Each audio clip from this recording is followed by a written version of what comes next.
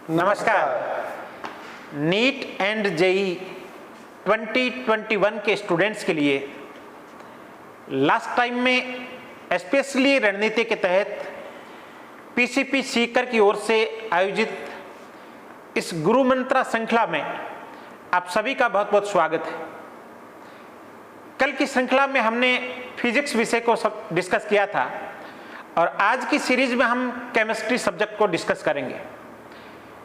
आज की सीरीज में हमारे साथ प्रिंस एडवर्ब के चेयरमैन डॉक्टर पीयूष सोंडा सर हैं।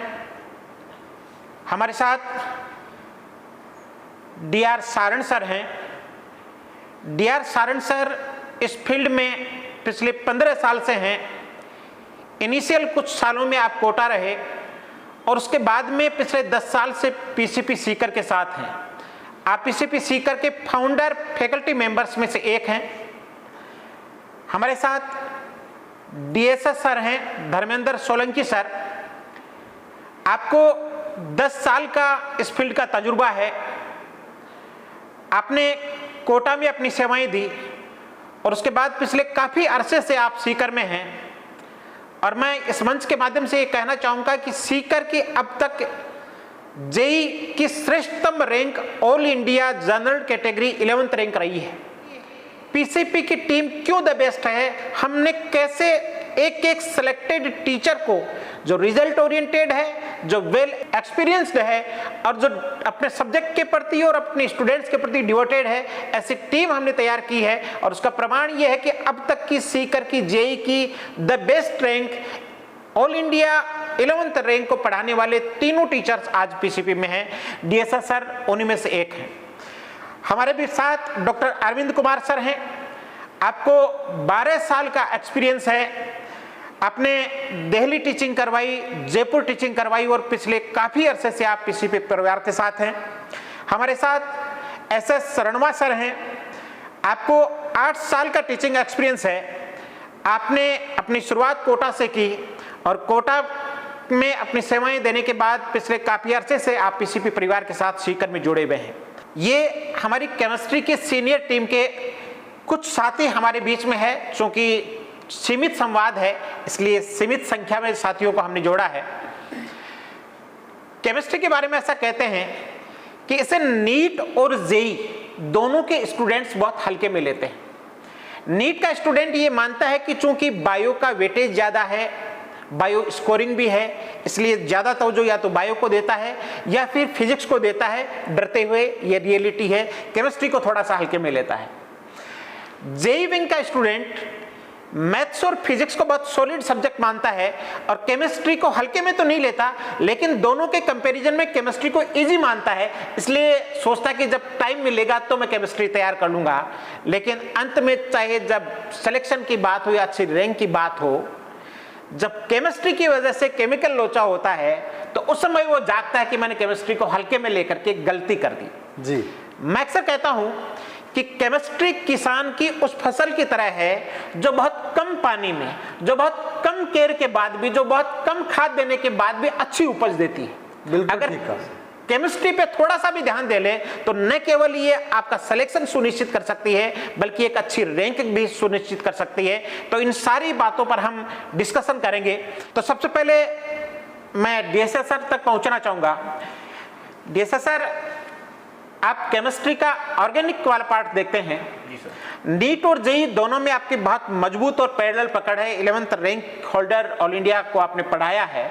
मैं हमारे टाइम की बात करूं तो हम ऑर्गेनिक केमिस्ट्री को ऐसा टीचर रूटीन वे में स्कूल्स में बोल देते थे कि इनऑर्गेनिक और फिजिकल केमिस्ट्री समझने वाला सब्जेक्ट है। ऑर्गेनिक केमिस्ट्री जब तक समझ में आए तब तक समझने वाला सब्जेक्ट है और जब समझ में आना बंद हो जाए तो रटने वाला सब्जेक्ट है। आप इस बारे में क्या कहना चाहेंगे और ऑर्गेनिक केमिस्ट्री को लेकर के बच्चों की क्या रणनीति होनी चाहिए? जी सर, मैं ये कहना चाहूंगा कि ऑर्गेनिक केमिस्ट्री रटने वाला सब्जेक्ट तो बिल्कुल ही नहीं है। एक कॉन्सेप्चुअल सब्जेक्ट है जी। और इसमें अगर आपके कॉन्सेप्ट अच्छे हैं तो आप बड़े अच्छे तरीके से इस सब्जेक्ट को डील कर सकते हो और अच्छा स्कोर भी कर सकते हो जी। तो मैं स्टूडेंट से कहना चाहूंगा कि ऑर्गेनिक केमिस्ट्री को आगे के समय में, अभी नीट और जेई एडवांस दोनों के लिए काफी समय है, तो आपको नीट और जेई एडवांस के लिए कैसे प्रिपेयर करना है और किस तरीके के सवाल पूछे जाते हैं। ऑर्गेनिक केमिस्ट्री को मैं आपको 3 पार्ट में बताना चाहूंगा पार्ट फर्स्ट में आता है nomenclature, isomerism and general organic chemistry.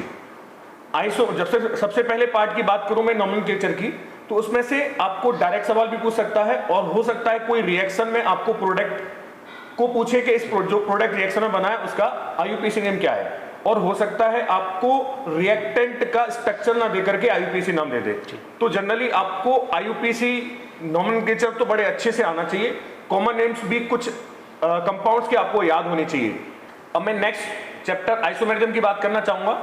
Isomerism में नीट एंड जेईई मेन में डायरेक्ट सवाल पूछा जाता है कि आपसे पूछ सकता है क्या इस कंपाउंड में ज्योमेट्रिकल आइसोमेरिज्म है या ऑप्टिकल आइसोमेरिज्म है। बट आईआईटी एडवांस आइसोमेरिज्म की स्टीरियो आइसोमेरिज्म को बड़े ब्यूटीफुली यूज करता है क्वेश्चंस में। आपको क्वेश्चंस देगा, क्वेश्चंस में पूछेगा कि बहुत सारी रिएक्शंस की सीक्वेंस दे देगा, उस रिएक्शंस में बनने वाले प्रोडक्ट्स ऑप्टिकली एक्टिव, इस तरीके से सवाल पूछ सकता है। तो आपको आईआईटी एडवांस के लिए स्टीरियो आइसोमेरिज्म बहुत अच्छे तरीके से तैयार करना है।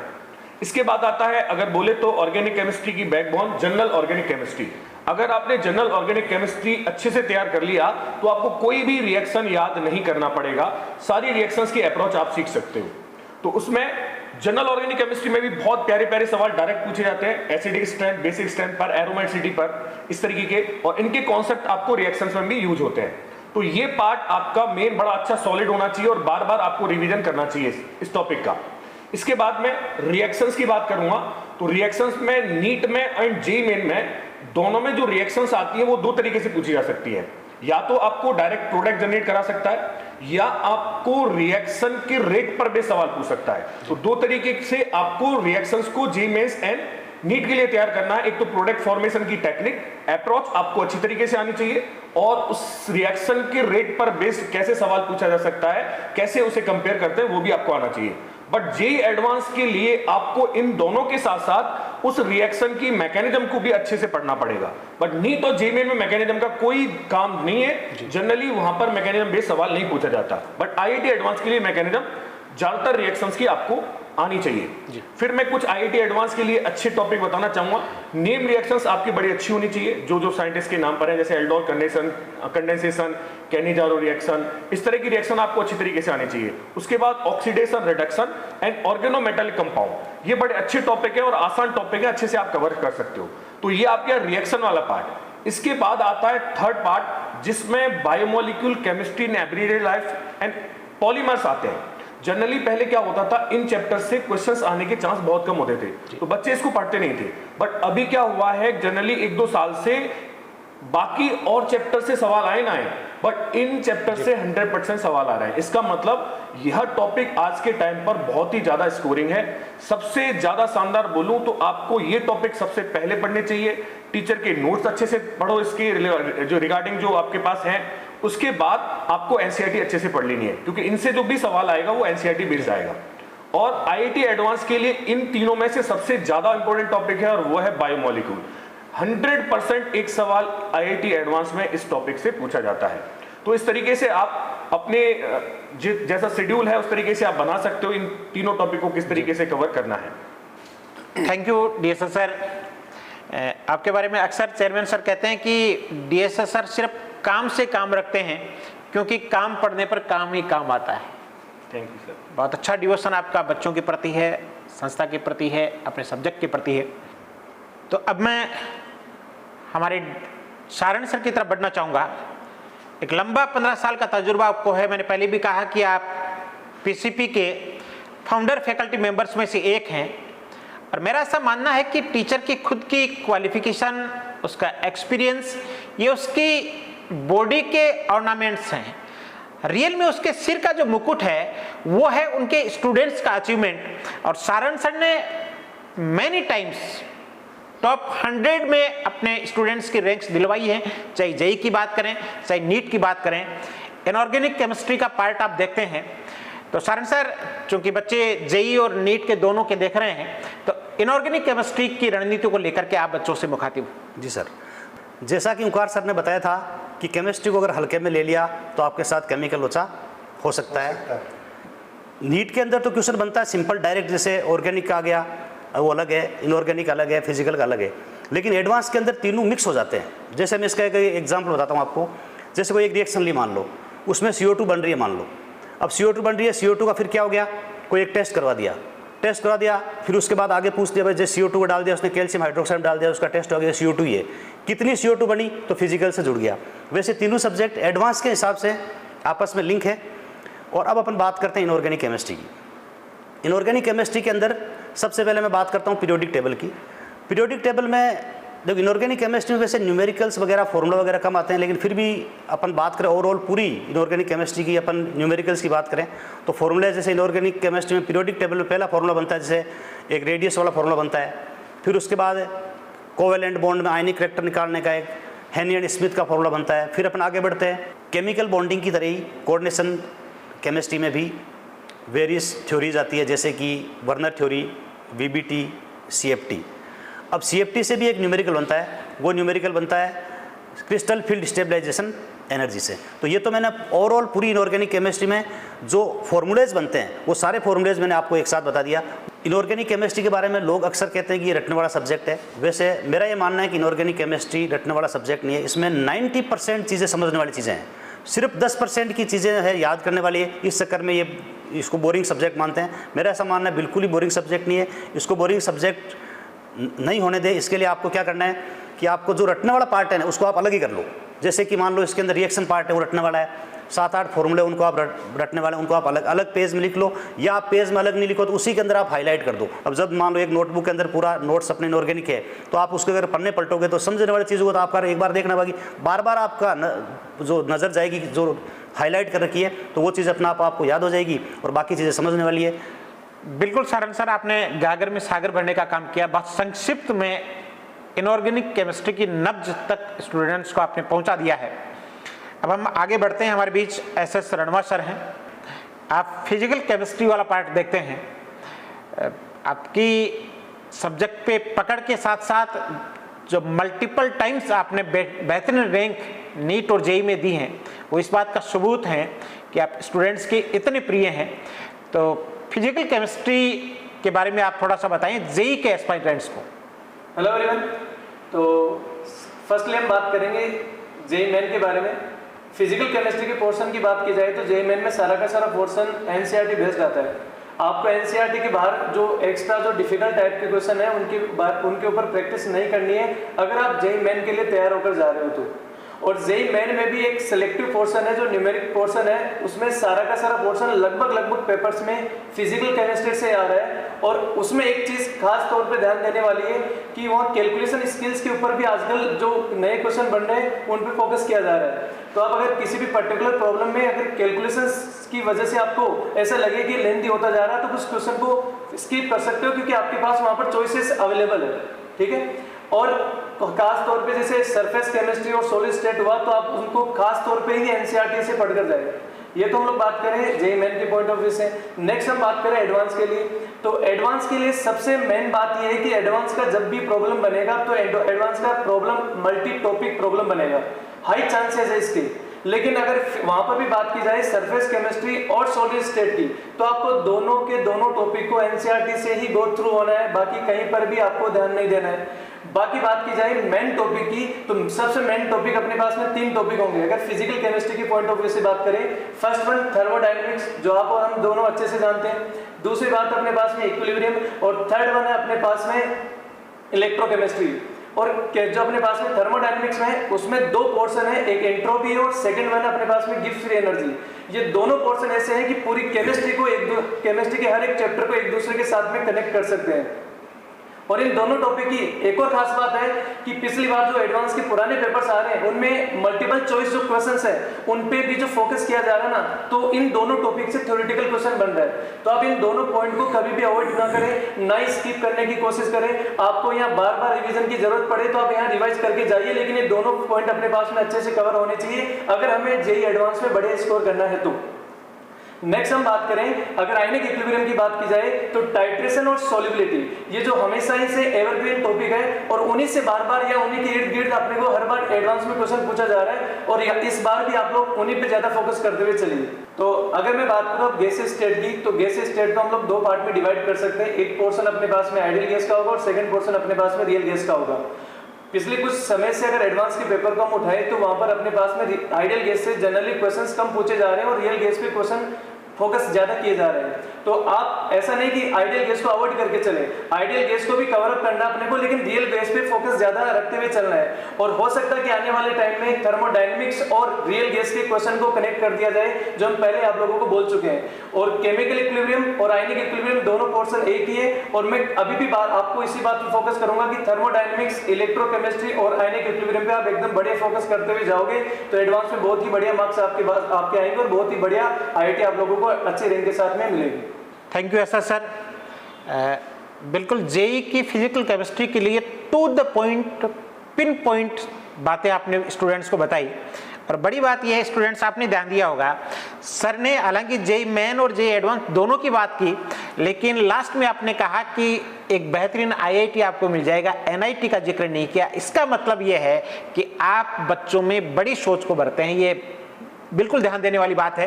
तो अब हमारे बीच डॉक्टर अरविंद सर हैं। फिजिकल केमिस्ट्री नीट की चर्चा हम आपसे करेंगे। पिछले 12 साल से आपने हजारों स्टूडेंट्स को मेडिकल आईआईटीज और एनआईटीज में भेजा है, तो नीट के एस्पायरेंट्स को सर फिजिकल केमिस्ट्री को लेकर के आप क्या कहना चाहेंगे? जी सर, नीट केमिस्ट्री का जो पेपर है उसकी खूबसूरती यह है कि ये पेपर या तो सरल होता है या बहुत सरल होता है।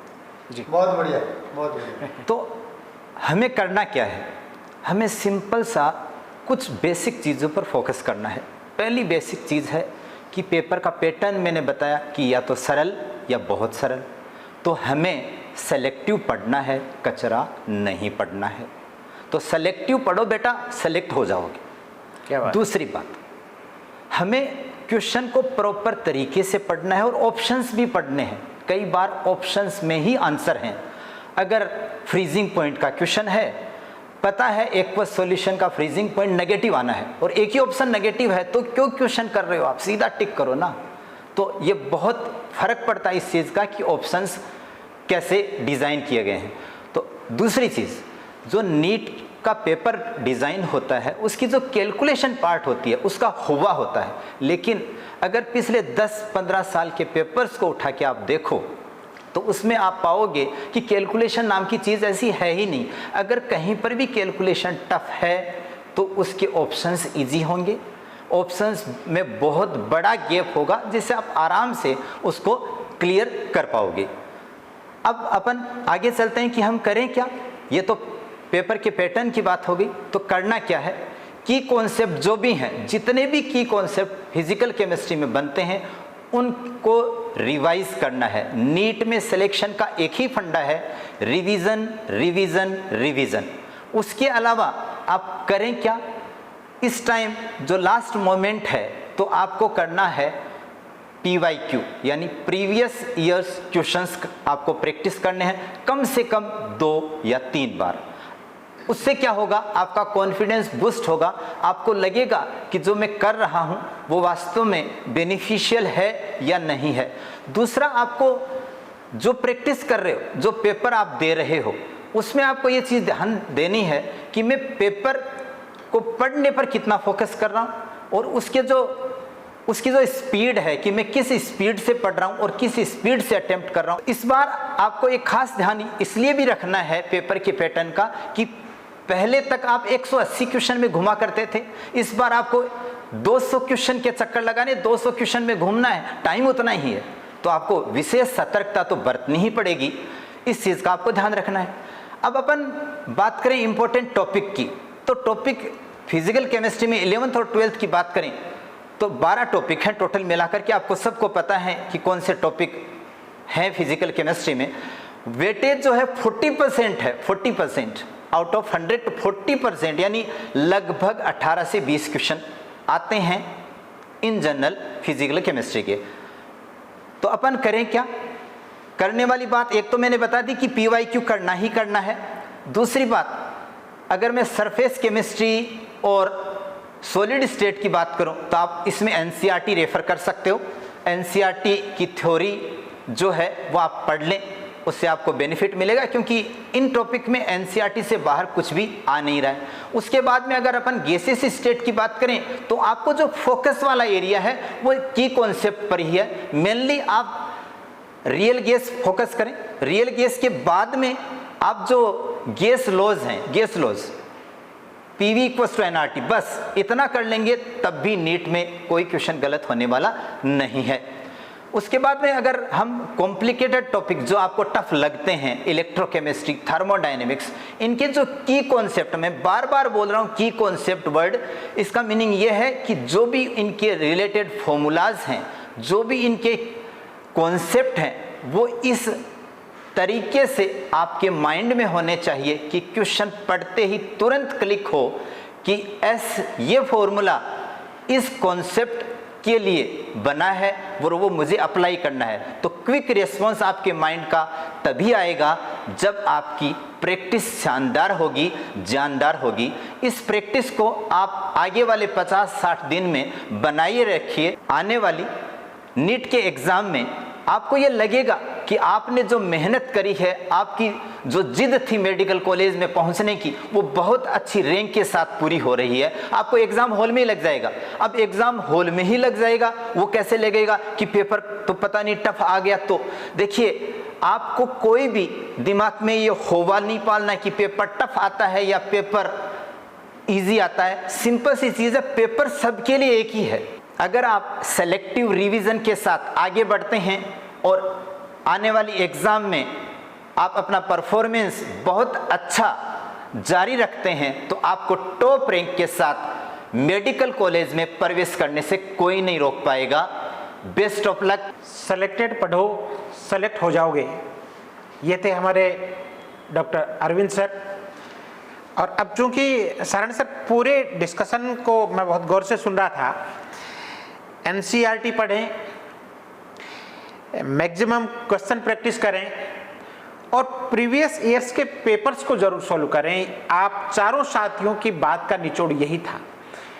तो लास्ट में मैं डॉक्टर साहब से जानना चाहूँगा, क्योंकि आप खुद कंपटीशन के स्टूडेंट रहे हैं, आपके टाइम में RPMT हुआ करती थी, RPMT में एक बहुत बेहतरीन रैंक के साथ आप SMS मेडिकल कॉलेज में पहुँचे थे, MBBS की, PG किया, तो आपको इन चीज़ों का बहुत गहराई से अनुभव है एज ए स्टूडेंट भी और अब एक कोचिंग संचालक के रूप में भी। तो इन तीनों चीज़ों के बारे में आप क्या कहना चाहेंगे? लास्ट टाइम का कितना इंपॉर्टेंस है और स्टूडेंट्स को इनको किस नज़रिए से देखना चाहिए? तो ओंकार सर, बड़े बड़े विशेषज्ञों का नंबर आने के बाद आपने मेरा नंबर लिया है और इन्होंने लगभग चीज़ें बता डाली हैं, क्योंकि आप सभी केमिस्ट्री सब्जेक्ट के अपने आप में दिग्गज हैं। बहुत अच्छे रैंकर्स आप तक आज तक आपने दिए हैं और बच्चों में बहुत ही अच्छा सेटिस्फेक्शन आपकी टीचिंग का है। मुझे आज के सब्जेक्ट में डिस्कशन करते हुए और अच्छा फील हो रहा है, क्योंकि केमिस्ट्री एक ऐसा सब्जेक्ट है जिसके बारे में मैं चाहे JEE की क्लास में जाऊँ, चाहे नीट की क्लास में जाऊँ, इस सब्जेक्ट को मैं हमेशा हाईलाइट जरूर करता हूँ।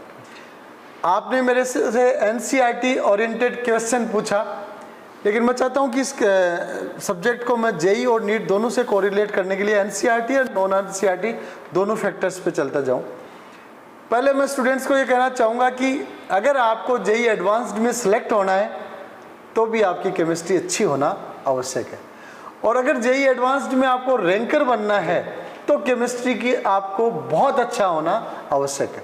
और जैसा कि कहा जाता है, अगर आप फिजिक्स और मैथ्स में जो समय दे रहे हैं या केवल एक सब्जेक्ट में इन दोनों में से समय दे रहे हैं, उसका 35% भी समय आपने केमिस्ट्री को दे दिया तो आपकी स्कोरिंग उन सब्जेक्ट्स की तुलना में काफ़ी ज़्यादा होने वाली। उसके बाद में अपन बातचीत करते हैं कि NCERT का क्या रोल है। तो चाहे JEE हो या नीट हो, दोनों की ही फैकल्टी हमेशा स्टूडेंट्स को ये कहती हैं कि आपके पास 11th-12th की NCERT की बुक होना कंपलसरी है। और मैं यहाँ तक कहना चाहूँगा कि JEE मेन और नीट में तो NCERT लाइन टू लाइन आती है, JEE एडवांस्ड में भी केमिस्ट्री से NCERT से कई दफ़ा लाइन टू लाइन क्वेश्चन या स्टेटमेंट्स या ऑप्शंस मिलते हैं। इसलिए केमिस्ट्री सब्जेक्ट को स्टूडेंट्स को मजबूत करने के लिए पहले दिन से ही NCERT हाथ में रखना जरूरी है। और लास्ट का टाइम जो रणनीति अब चल रही है, लास्ट के टाइम की रणनीति तो सिर्फ एक है, चाहे आप JEE के स्टूडेंट हैं चाहे नीट के स्टूडेंट हैं, हर 3-4 दिन में एक बार NCERT का रिवीजन आप मार डालिए। आप JEE एडवांस्ड हो, JEE मेन हो, नीट हो, उसमें हाईएस्ट स्कोरिंग केमिस्ट्री में करेंगे एनसीईआरटी के माध्यम से। जी। एनसीईआरटी के साथ यदि आप प्रीवियस ईयर्स के क्वेश्चंस पेपर को जोड़ लेते हैं और मल्टीपल क्वेश्चन पेपर प्रैक्टिस को जोड़ लेते हैं तो आपकी तैयारी में 4 चांद लग जाते हैं और आप केमिस्ट्री 100/100% या परसेंटाइल तक भी पहुंच सकते हैं। तो ये थे आज की गुरु मंत्रा श्रृंखला में केमिस्ट्री सब्जेक्ट के गुरु मंत्र। निसंदेह ये आपके एग्जाम में काम आएंगे, आपके सिलेक्शन में काम आएंगे, आपकी बेटर रैंक में काम आएंगे। मैं तो पूरे पीसीपी परिवार की ओर से कहना चाहूँगा कि न्यूट्रॉन्स की तरह न्यूट्रल मत रहिएगा, प्रोटॉन्स की तरह पॉजिटिव रहिएगा और इलेक्ट्रॉन्स की मानिंद अपनी कक्षा में गति करते रहिएगा, क्योंकि ऐसा कहते हैं कि परों से नहीं हौसलों से ये उड़ान होती है और जीतते वो हैं जिनके इरादों में जान होती है।